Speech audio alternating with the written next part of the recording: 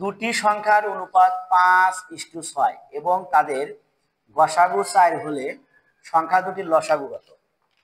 এখন আমরা খেয়াল করব দুটি সংখ্যার অনুপাত দেওয়া আছে এবং গসাগু দেওয়া আছে, তাহলে আমরা এই অনুপাত দুটির গসাগু বের করব। অনুপাত হচ্ছে 5 ও 6, তাহলে 5 ও 6 এর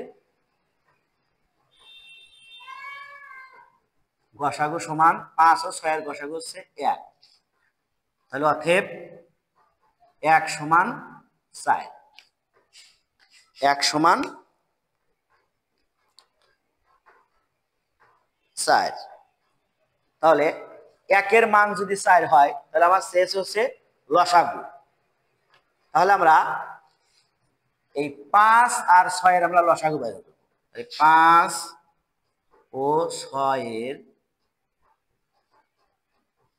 লসাগু সমান 5 6 30। তাহলে 1 এর মান যদি 4 হয় তাহলে 30 এর মান হবে